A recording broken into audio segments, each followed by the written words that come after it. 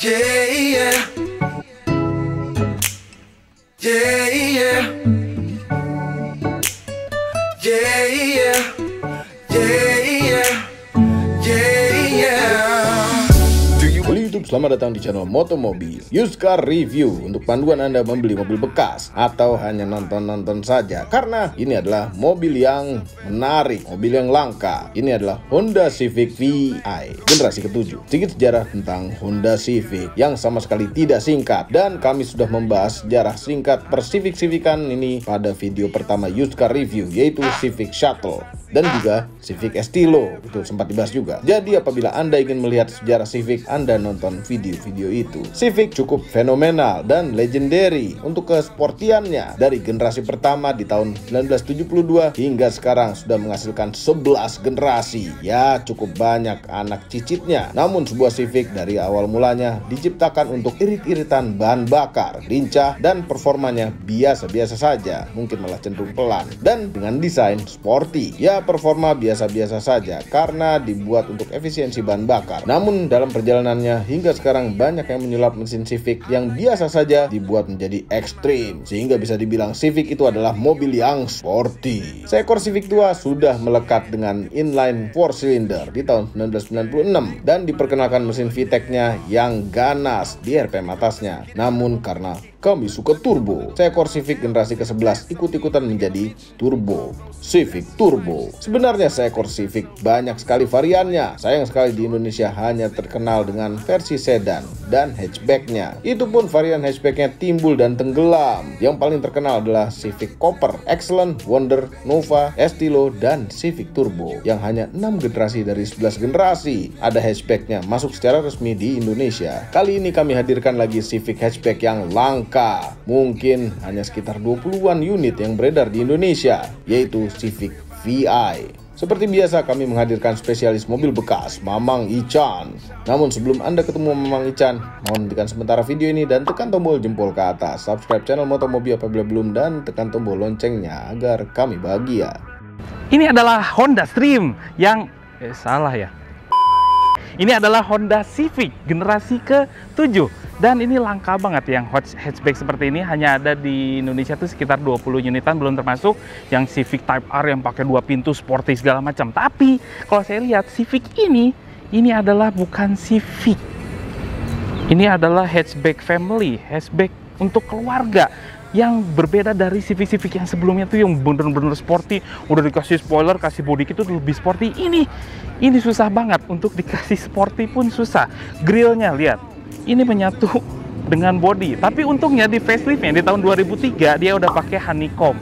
Terus juga bumper bawahnya berbeda, lebih sporty, dan juga headlampnya sudah proyektor HID untuk yang faceliftnya. Tapi ini adalah yang pre-facelift itu seperti ini. Ini saya bilang bukan Civic.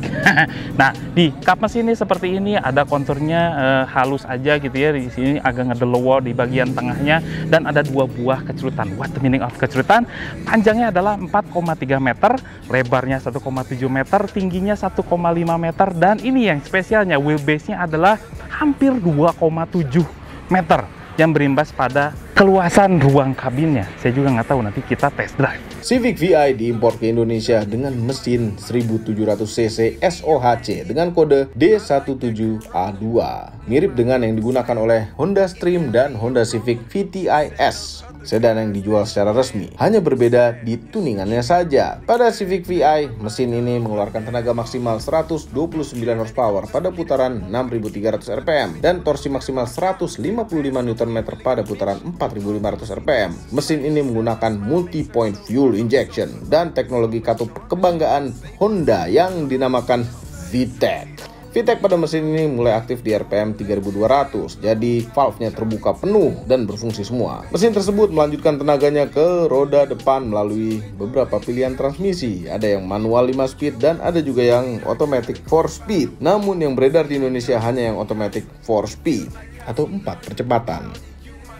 Kalau dilihat dari pinggirnya, ini seperti Honda Stream yang di belakangnya. Ini kayak Stream, di sini kayak Stream, tapi ini dipotong, gitu ya.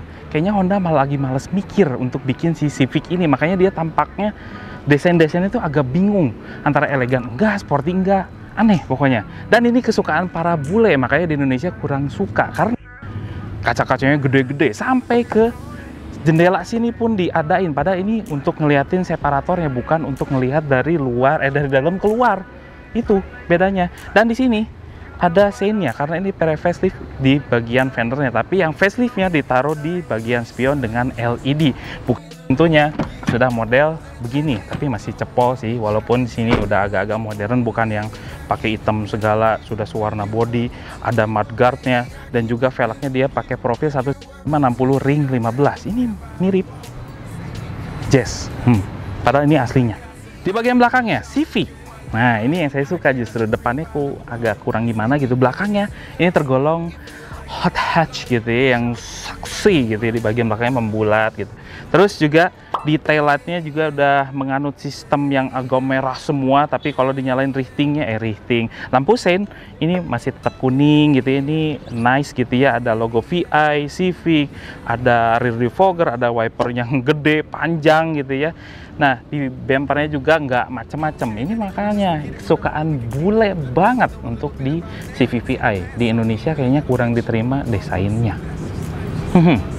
Untuk membuka bagasinya terdapat handle bagasi di balik garnish yang tipis itu. Tidak ada bukaan di sebelah sisi driver seperti biasanya mobil tahun segini. Ada bonus tatakan di situ sehingga barang rahasia Anda di bagasi bisa aman, tidak terlihat dari kaca. Bukaan pintunya tinggi dan Anda tidak akan kejeduk pintu bagasi, kecuali kalau memang Anda tinggi sekali. Ini bagasinya tergolong luas untuk di kelasnya. Bahkan si mamang-mamang itu bisa masuk dengan leluasa. Ya, kira-kira muat 4 karung beras. Di bawahnya ada ban serep full size beserta dongkrak yang diumpetin di kanan bagasi. Berlanjut ke row kedua dulu. Untuk hatchback masih nyaman, luas, sisa dari dengkul ke jok depan dengan posisi nyetir dia 5 jari. Dan sandarannya tidak terlalu tegak. Ini lumayan bisa agak rebah. Dan ini bagusnya, lantainya tidak ada polisi tidurnya. Jadi kaki bisa bebas bergerak kanan kiri. Ada kantong kursi di sebelah kiri dan ada akses untuk ke kursi depan mirip MPV. Unik sekali. Padahal ini adalah sebuah hatchback. Ada armrestnya di tengah dan jok ini bisa dilipat 60-40. Dan ada yang aneh, ada kaca di belakang pilar C. Tidak berguna, tapi lumayan menambah cahaya ke dalam mobil. Kemudian depannya, dashboardnya ini plastik keras yang murah, mirip dengan material mobil LCGC. Heran. Desainnya ini konvensional, tidak terlalu sporty dan memanjang ke depan, sehingga mamang-mamang itu memegang ujung dashboardnya itu agak sulit. Ventilasi AC-nya bentuknya mengotak dan membosankan, tidak seperti seekor Honda Civic pada umumnya. Kemudian di bagian tengah ada head unit double din, dan ada climate control yang dengan tombol-tombol model kompor tersusun ke bawah. Fitur AC-nya ini cukup lengkap, ada autonya dan arah semburannya juga lengkap, bahkan ada heaternya. Dan ada juga pencetan rear defogger, AC sirkulasi udara, dan juga power socket. Shifternya ini model gate yang berada di dashboard, nempel di dashboard. Dan ada asbak besar di bawahnya. Zaman itu orang masih suka ngerokok dalam mobil. Di antara kursi driver dan penumpang ada ruangan kosong untuk akses ke belakang. Ini sangat unik karena hatchback biasanya ada konsol tengahnya. Yang ini bolong.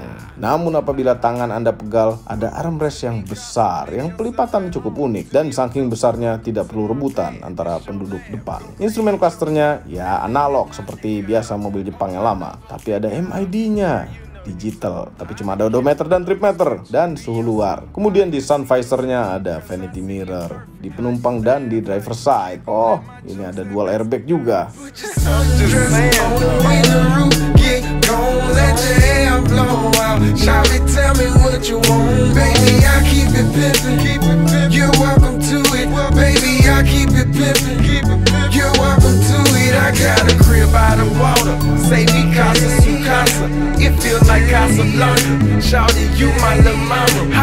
Akhirnya kita berada di dalam Civic Stream Buntung EU1, karena kita belum kebagian yang namanya EU3, itu lebih langka lagi. EU1 aja seperti ini rasanya enak karena kita bisa melihat ke depan dengan baik. Visibilitasnya depan, kiri, kanan, belakang, gede-gede kacanya. Ini seperti Honda Jazz yang agak dimelarin dikit. Atau seperti City hatchback yang baru, ini rasanya kayak gini. Tapi memang ini kan oldies ya, jadi nggak bisa dibandingin. Walaupun nih pilar A-nya tergolong gede, tapi ini sama sekali tidak menghalangi pandangan kita ke kiri atau ke kanan. Keren. Udah gitu steeringnya dia direct, responnya cepat, seperti sportinya Civic yang sebelumnya dengan bodi yang baru. Nah, ajaibnya di Civic ini yang orang bilang keras, ini empuk. Kenapa keras? Karena diganti dengan shockbreaker yang bukan originalnya. Yang ini masih original. Dia bawaannya dari CR-V RD1, tapi bukan CR-V dalam negeri juga, yang luar negeri. Dia pakai mereknya Showa. Coba bayangin. Makanya dia mempunyai suspensi yang empuk dan juga stabil. Ini saya senang banget berada di dalam Civic. Mesin yang dipakai oleh Civic EU1 ini dia pakai kapasitas 1700 cc D17A2. Mirip-mirip seperti Honda Stream atau Civic VTIS yang ada di Indonesia. Nah, dia punya keluaran tenaga sekitar 129 horsepower dan juga torsinya adalah 155 Nm. Pakai teknologi VTEC ya seperti Honda-Honda yang lainnya. Dia karakternya di putaran atas. Riding quality-nya tuh sangat smooth ya untuk Civic seusianya. Ini kita bisa santai, bisa kencang-kencangan pakai Civic EU1. Enak banget nih mobil. Fitur safety-nya juga ini tergolong banyak. Ada dual airbag yang biasanya di tahun segitu cuman single airbag. Terus juga rem cakram depan belakang, ABS, sudah ada di Civic EU1 ini. Terus respon pengeremannya ini mirip, bukan seperti mobil Jepang, tapi seperti mobil Eropa gitu. Makanya aneh nih di Civic ini. Gado-gado kali ya dia. Ada Civic-nya, ada Stream-nya, ada CR-V-nya. Nggak tahu juga, tapi enak banget nih mobil. Nih sayangnya tapi ya di Civic EU1 ini dia mempunyai peredaman kabin yang saya bilang untuk yang jarang, mobil langka, mobil yang buat jadi collectible item, ini mengecewakan sekali. Ini seperti Honda Mobilio yang traffic noise-nya kedengeran, atapnya tipis, suara mesinnya masuk, suara bannya tapi nggak begitu ya, karena dia pakai inner linernya tuh double. Tapi kalau ini traffic noise-nya lihat, ini motor yang Beat yang pakai knalpot standar aja dia masuk ke dalam kabin. Ini aduh sayang banget. Rasanya benar, dia di 3000 ke atas baru mulai aktif si VTEC-nya. Di bawah itu dia agak-agak lemot sedikit lah, tapi it's okay. Kalau untuk bawa Honda yang kebiasaan bawa Honda gitu ya, ini cukup dimaklumi. Sebelum syuting juga saya udah ngejar Honda HR-V yang baru pakai Civic ini, masih bisa ngejar. Luar biasa. Jadi Stream Buntung ini dia punya kelegaan kabin yang oke gitu ya, suspensinya empuk. Performa mesinnya oke. Waktu itu juga saya pernah balapan dengan HR-V yang baru, ini masih bisa ngejar. Udah gitu dia punya fitur yang lumayan. ABS-nya ada, dual airbag-nya ada, untuk safety-nya juga masih tetap ada. Tapi dia punya kelemahan. Udah pasti kalau mobil langka seperti ini pasti suku cadangnya nih yang diperhatikan ya, karena dia gado-gado banget untuk suku cadangnya. Seperti mesin dia pakai Stream, kaki-kaki dia pakai CR-V Gen 1. Coba bayangin. RD1 dia pakainya itu, shockbreaker-nya mahal gitu ya. Dan juga dia mempunyai body part yang mahal untuk di Civic yang ini ya. Wajar lah, dia kan langka ya. Nah, harga jualnya untuk di Civic ini memang agak gelap. Ada yang paling rendah sekalipun karena dia belum digoreng.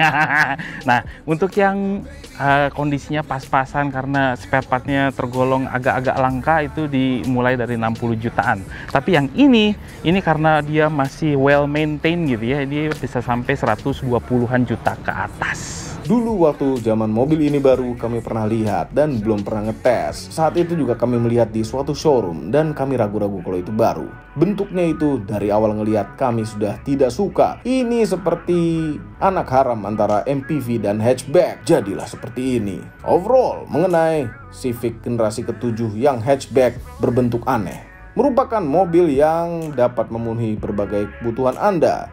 Bisa untuk komuter sehari-hari dan bisa untuk dipakai keluarga kecil. Muat banyak tapi tidak terlalu besar. Performa dan fiturnya lumayan, tapi perawatannya tidak merepotkan. dan ini merupakan mobil yang langka sehingga memilikinya adalah sesuatu kebanggaan tersendiri. Namun mengenai desainnya itu kembali kepada Anda. Ya mungkin Civic yang ini bisa hanya untuk investasi saja, jangan sering lihat-lihat. Semua ini adalah opini pribadi saya dan mamang-mamang itu. Tim Motomobi tidak dibayar oleh siapapun dan apapun yang terlihat pada video ini. Jangan lupa tekan tombol jempol ke atas dan subscribe channel Motomobi, Omobi, dan Mesmobi apabila belum, berikut dengan tombol loncengnya. Share video ini ke seluruh dunia melalui sosial media Anda dan jangan lupa follow sosial media kami yaitu Instagram. Terima kasih telah menonton.